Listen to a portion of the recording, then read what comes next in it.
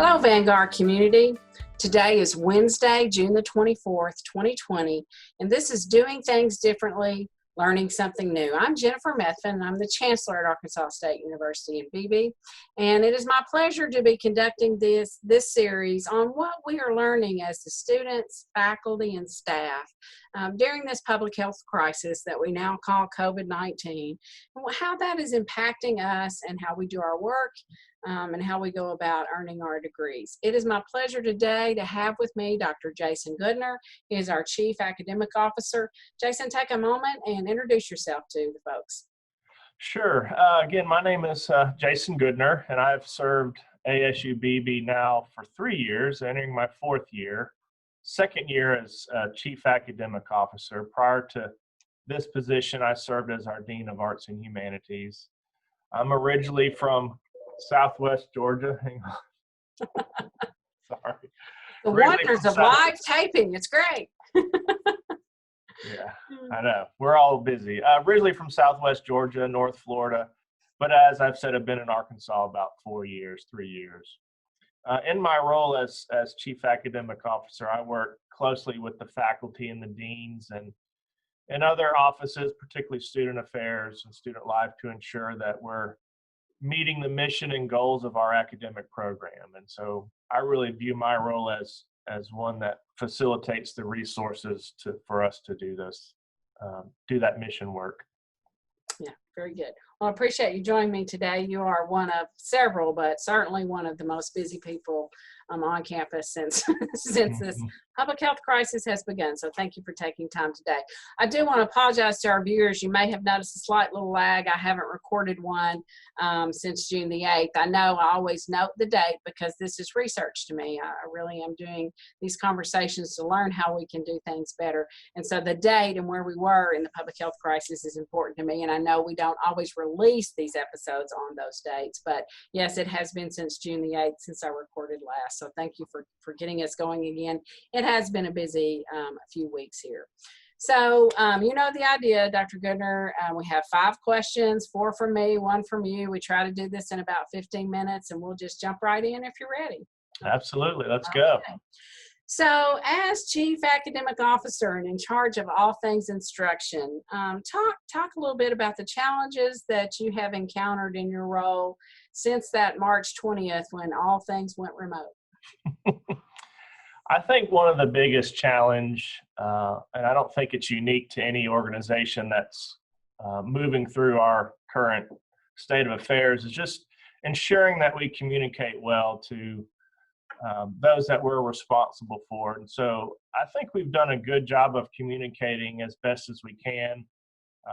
As you know, we're fielding information from outside government bodies to try to decipher that and get that information out, but doing it in a timely and swift fashion and in an accurate fashion can be a challenge, particularly when folks are wanting to know the answer right now, and those of us that like to plan and think ahead, that can be difficult to maneuver when the information that we're being provided we feel doesn't maybe fit our needs or needs to be fleshed out a little bit. So that has been a challenge. But I think we've done a good job with what has been provided to us and done a good job sending that message as quickly and as fairly as we can.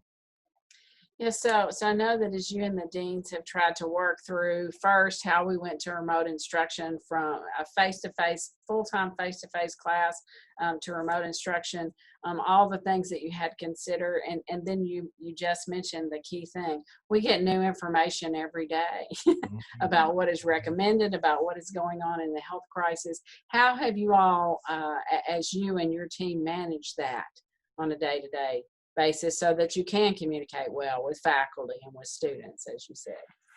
Well, of course, there's Zoom, and we all are lovers of Zoom. But I think what we have done well is we have used the phone more often than email or Zoom or some other social media aspect. What I've tried to pay attention to is if a dean is agitated or frustrated, or if a faculty member is feeling a little disconnected, I'll pick up the phone and call them. Or if they're comfortable, we'll socially distance and meet face to face in some form or fashion and just say, hey, it's going to be okay. What you thinking about? Let's talk through it. So I think that has been a challenge, but has been rewarding too, because we've been able to encourage folks to stick with it and just tell them it's going to be okay. And so I think I like to think I've done well at that. I know the deans have been working hard to do that.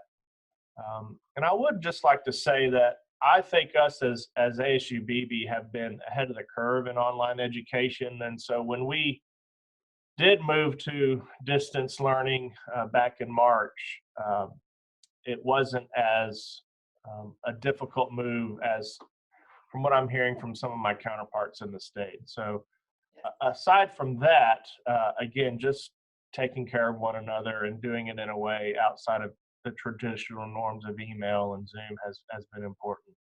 Yeah, good. No, I'll agree. I'll agree. You guys have done a great job. Okay, so surely we're learning something in all of this. And so what do you think we have learned, particularly when it comes to instruction, that's going to make us a better servant of students moving forward? Sure.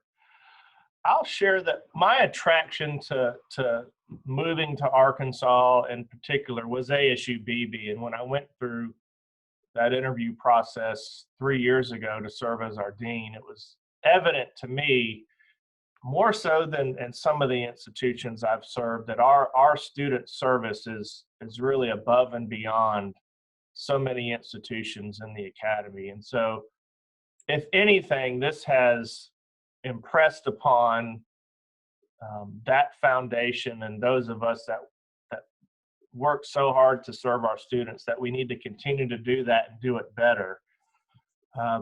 Particularly in March and April and May, when we were kind of navigating all of this, we really worked hard to ensure our students were well taken care of on many facets of the campus, not just library and housing, but our Wi-Fi hotspots and those kinds of things. And so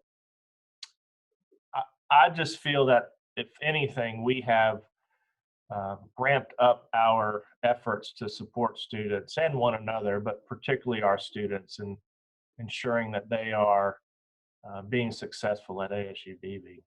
Yeah, I'll mention, for instance, you had faculty members and advisors saying so-and-so's missing in action. I'm gonna email them. I'm gonna call them.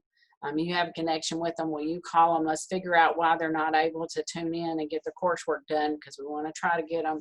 We had a great deal of that going on among faculty and staff, and in a very empathetic and collaborative way, I thought. Absolutely, and I don't want to use the word save, but I'm going to. I think in that aspect we saved some students.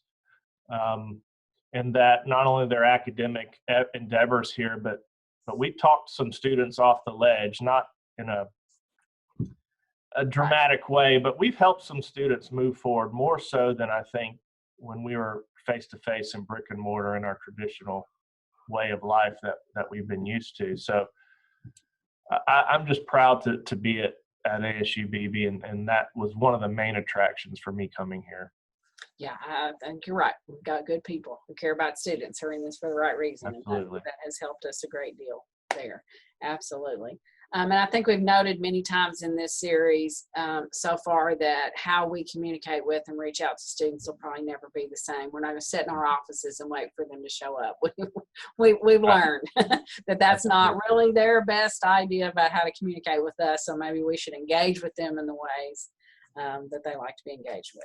Yes. Well, as we've talked through the series, we've always taken just a moment to say we're not just people who work in higher ed. We're spouses, we're sons and daughters. We have lives outside of our work in higher education. So talk a little bit about what maybe has been most challenging to you personally through the pandemic. I think by nature, I worry a lot, so it keeps me awake at night sometimes. I do get rest, but there are times I'll wake up in the middle of the night and my mind is racing and I'm just trying to think about what we need to cover. I need to answer that email. I need to follow up with that student. So resting has been a challenge. It's getting better, but maintaining hobbies has been a challenge some. I know that we've been working remotely, but so many of us, including myself, have still come to the office. If I don't come to the office, I won't work. I'll try to do something else. And so that has been a challenge, just kind of keeping up with hobbies and getting rest and trying not to be so enthralled in what we're doing here at the college. But it is important work. It's my calling, and so it's not a detriment to me mentally, but physically it can take a toll on me sometimes. So I need to be mindful to get better rest. Yeah, I agree. I agree. All right, well, it's that time. It's only fair you get to ask a question of me as well. Yeah, so kind of piggybacking on my last response, what do you do to employ a work-life balance? How do you manage spending time with family and then ensuring that the work that we do is getting done as well? Yeah, and I'll agree with you. That's a challenge, and making time for that is a challenge. And even in not a pandemic, sometimes I'm not as good at it as I should be. But I've mentioned a few things along through the series about things that I've tried to do to distance myself a little bit. We have a granddaughter and another granddaughter on the way, and we have been part of her. My husband Roger and I've been part of her care team and trying to keep her safe as well. So we have tried to do some things that keep us connected as a family. I used one Sunday afternoon to say to all of my nieces, would y'all like to get on a Zoom? I know we're FaceTiming each other separately, but would you all like to get on a Zoom call where all the cousins can see one another and just for a few minutes talk to one another? And that was that's a good thing for me to do. It felt like a helpful thing to be doing for my nieces and their children who aren't getting to see each other, and a little bit of connection there. And I know how to do that stuff, and I can make that happen. I've tried to intentionally make myself, I've said this before, it's been difficult for me because I don't enjoy being surrounded by technology 24/7, but we've had to be. This is not the time where we can turn the ringers off our phones. This is not the time where we can't check email on Saturday. It was on a Saturday when the one student case that we had so far came forward, and you and I had to be tuned in, and we had to take action on doing the tracing and contacting people that very day, So this hadn't been the time where we could really not be on 24/7. But if it was a Saturday or it was an evening, if I could do something that didn't distract me from being tuned in case something happened and would be helpful to keep my family rolling and together, I've tried to do that. I think my husband will probably tell you I'm not doing a very good job of the work-life balance right now, but I also know that it's a temporary state. It's going on longer than I think any of us thought it was going to go on, but it's a temporary state. So you and I have talked about that. We're not taking our traditional week-long vacation in the normal way across the summer. We're going to postpone that till a better time when we can travel and we really can tune out and recharge. It's just part of the nature of the work right now. Yeah, and that's okay. Yeah, so. Well, all right. I always like to end these conversations with the silver linings. And I know you and I have had discussions about the various silver linings, but share some with those who are tuned in. Surely there's good coming out of all of this. And I think some communication you did this week is part of the good that's coming out of all this. So what are the silver linings for us?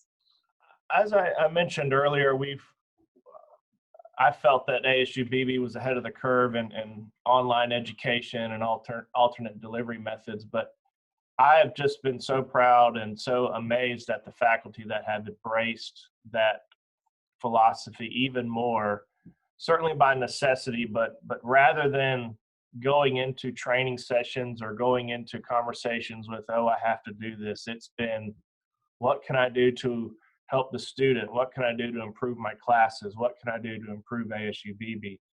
And so I think in the grand scheme of things, while it's been difficult to not meet with colleagues face-to-face, one-on-one in small groups, it has opened us up to how technology can help improve the learning process for students.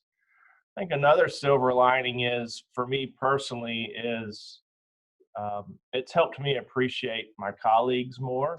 Not that I didn't before, but the fact that we're not together all the time like we used to be. I don't take that for granted anymore. And so I've made a point to be thankful, more mindful of my colleagues, even if it's via Zoom or email or phone. We're all in this together, and I think that's made us stronger as a team and a stronger institution. Yeah, I agree. I totally agree. Well, thank you, Dr. Goodner, for your time. I know you and your team have been putting a lot of work into what things can look like for this fall. And maybe what we can share about today is that we're going to be sure that we have options for our students that fit their comfort level, and we're going to make sure we're super prepared to return to remote if that ends up being something that has to happen, and do it with even greater skill than we did in the spring. And that's hours of work and thought and training and planning on the part of our folks in your division, and I'm very grateful for that. Yes. So thank you for your time. I've enjoyed our conversation and appreciate still the folks who are following us. Again, I would be doing this just for my own research if no one was viewing these. So I appreciate everybody who tunes in and shares these times with us. I think it's important when you go through something that you learn from and with one another, and that's the purpose of our series. So I look forward to you joining me next time when a faculty member, Mr. Eddie Supratman, a popular and innovative faculty member, Mr. Supratman, joins me for our next conversation. Thank you. Thank you.